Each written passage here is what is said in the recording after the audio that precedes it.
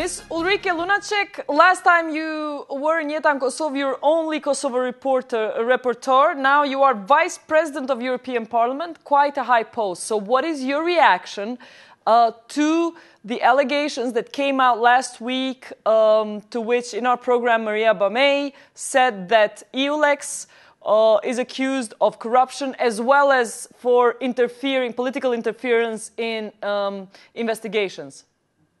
Well, I have to admit I was quite shocked when I heard that for the first time, because of course EULEX fight is against corruption and also in Kosovo, and EULEX has had quite a lot of success in certain areas. There has been improvement of rule of law in Kosovo and also some successes in the fight against corruption, but that now things are allegedly unveiled that revealed that there is corruption inside of EULEX, and allegedly also at rather high level, prosecutor level. That is really shocking. And I think it was very important that it was Kosovo media who made that public, because we didn't know about that as parliamentarians, and not me as rapporteur either. And I find that something that is not according to transparency that we always want to have also from Kosovo and from other countries that want to become members of the European Union, and inside the European Union as well. But as a reaction, you very rightly pointed out that media exposed this. Can you tell me, but now, as a reaction to that revelation, what is happening is the mission is doing an administrative investigation into Maria Bamei, as opposed to the other investigation, which the public thinks it should happen naturally, the investigation into EULEX's corruption. First of all, before we go and discuss what will happen, what do you think? Do you think the response to investigate Ms. Bamei for leaking information is the right response, and whether people like that are protected under whistleblowing legislation in EU? Do you know about that? For sure they should be protected. It's something we're struggling for inside the European Union as well. We had the very famous case of Snowden, Edward Snowden, where we also demanded that he should be protected, he should be given asylum, etc. Well, that's not necessary for Mrs. Bamei. But the reality is they're not being protected. Ms. Lunacek, sure. They're not being protected and they're being investigated. That's what I'm saying. I think whistleblowers should be protected, need protection. So that is something that also in my statement last week, I made very clear that whistleblowers need to be protected. And I also think that those who are investigated against, that if the whistleblower is suspended, then the others also should be suspended. I think that would make sense if that's the way to go, because it looks a bit like the one who, even if she did not leak the information, but she was the one, and she said it herself, who gave some information, who inside EULEX already in 2011 or 2012 called attention to allegations of corruption inside of EULEX. So that's why she needs to be protected. And I really find that, and that also the Parliament is not we didn't know about these investigations, not even if they started now already like half a year ago or something. What is the Parliament, then the European Parliament, doing to demand her protection from the EULEX mission? Do you have any power, or you have no power over this mission? Well, no, I mean, I'd love if we had power of the mission. Our power is one on political will. Our power is not in legal issues, because EULEX is a mission by the European Union, which the Parliament, yes, looks into how it's doing, but we cannot sort of tell EULEX what it has to do. But of course, we have political power. And I demanded last week already that the Parliament, the Foreign Affairs Committee, invites members of the mission and here in Brussels, to come to the European Parliament and talk to us. That happened yesterday. It was an in-camera meeting. But I have to say that we were not totally satisfied with the information we got. We are not satisfied that we weren't informed about the starting of the investigation that already took place at the end of last year. We weren't happy about not really getting information that we as parliamentarians should have, because, of course, as parliamentarians, we also decide about budget of missions like that. And that is something that we take very seriously. So there. Sorry, Ms. Lunacek, who is reporting to you? Who was it that needs to report to you in particular from the EU? Who was reporting to you? Yesterday we had the head of CCPC, that is the council's the council's mission, that is the head of ULEX, Mr. Dean. He was here, and Mr. Gentilini, who is in charge of the External Action Service, and that was good, and I was glad that they came. I just have to say that the information we got was not enough. We weren't informed, hadn't been informed of time, and also the answers were not substantiated enough. So what we are doing now is we are thinking in what kind of methods or what kind of mode the Parliament can find to also look into what has been happening. And we decided yesterday that before that we will write a letter with lots of questions to ULEX about the things that weren't answered yesterday. We're doing that. We did that this week.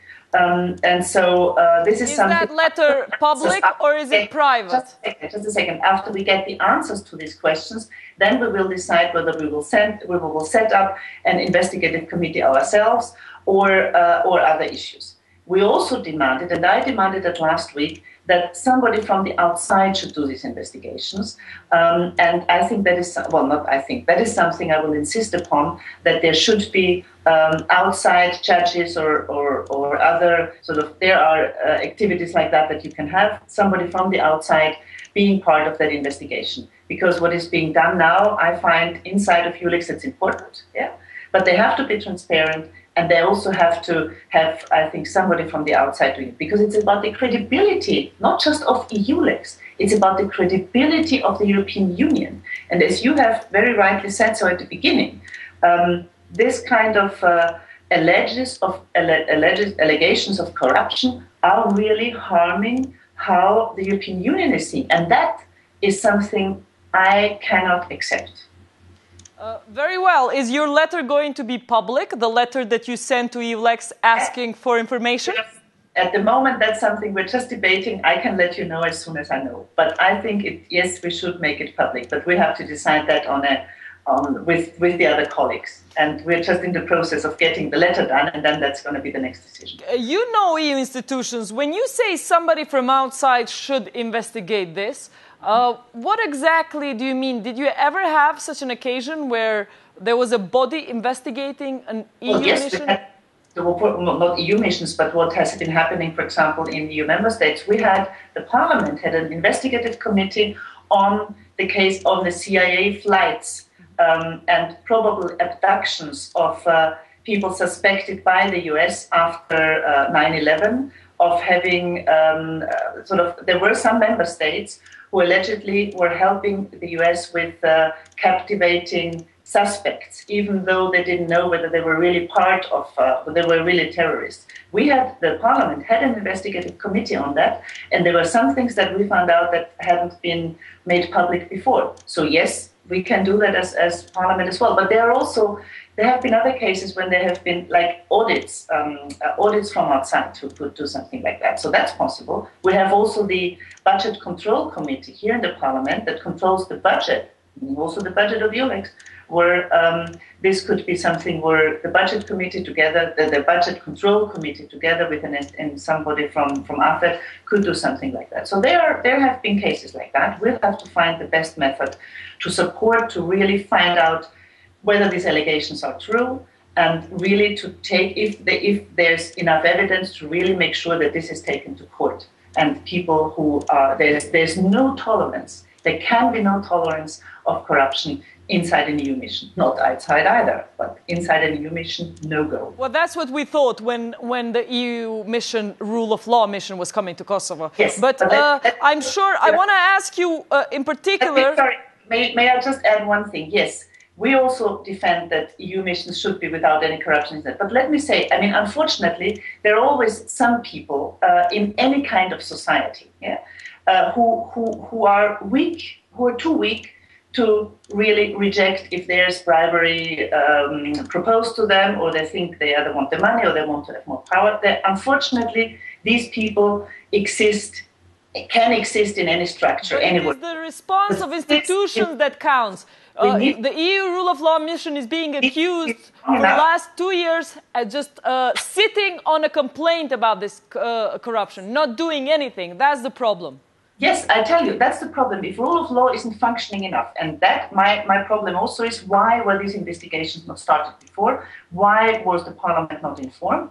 That is something that really needs to be clarified, for sure, also inside a new mission. Last question. You say you have questioned the people responsible in the EU, like Mr. Gentilini, about this. And the key question in Kosovo right now to the Kosovar public, as a response to last week's interviews of Maria Bamej in the media, and family members who confirm, family members of the victim, family members of people who have given these bribes, who claim to have given these bribes, whether EULEX is investigating the people involved, such as, apart from Florit, which we have a confirmation that there is an investigation, are they investigating Ms. Jaroslava Novotna? Are they investigating Jonathan Rattel for other stopping some investigations, as Bamej claimed? Have you gotten an answer over this? Because at the moment, the only confirmation is that they're putting Bamej under administrative investigation. Do you know whether the others are being investigated too? As far as I understand, yes, there is one on Mr. Florit, and that has been confirmed. About the others, I don't know either. That's the things we want to know from EULEX, and we as parliamentarians want to find out, and I want to find out.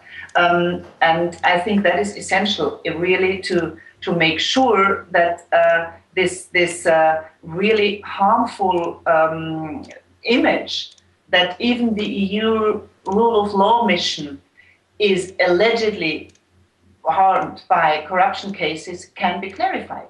And if that's the case, if there has been corruption inside of EULEX, these people have to be brought to trial, and as I said before, no tolerance, and they have to be punished.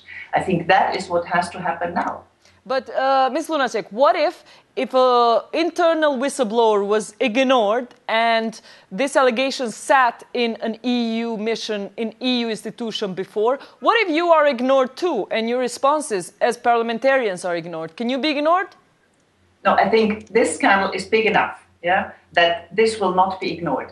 And I mean, we have to look into what is really needed, and that was done already with the downsizing of EULEX. My problem is that some people now who do not like the independence of Kosovo, who are against the Republic of Kosovo, who are against improvement of the situation in Kosovo, and who are against the European Union as well. And unfortunately, we have quite a few of them, be it in some media inside the EU, be it even here in Parliament, and be it others.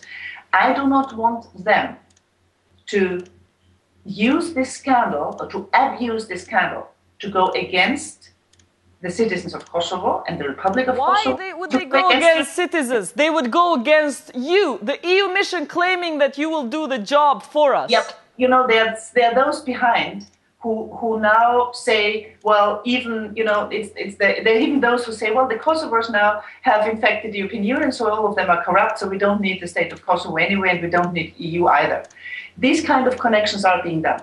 And that I do not want. I think EULEX has had some successes in some things already. Some people are in jail because of EULEX and cooperation also with righteous Kosovars.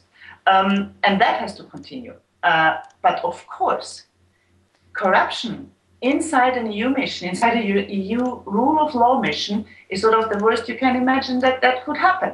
And that's why if it's true, then it has happened, and it has to be clarified.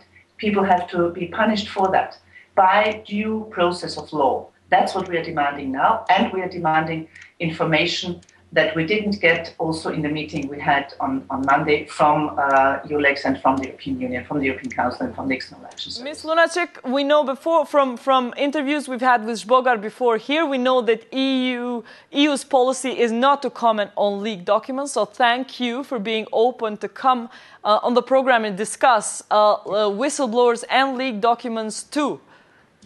Thank you. Yes, as I said, it's clear that we need protection of whistleblowers, that we need zero tolerance against corruption.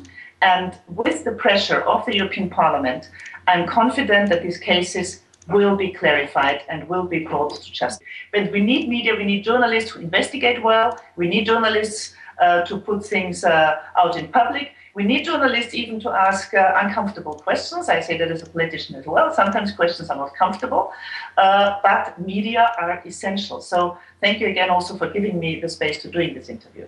Thank you. Thank you very much, Ms. Lunacek. Goodbye. Goodbye.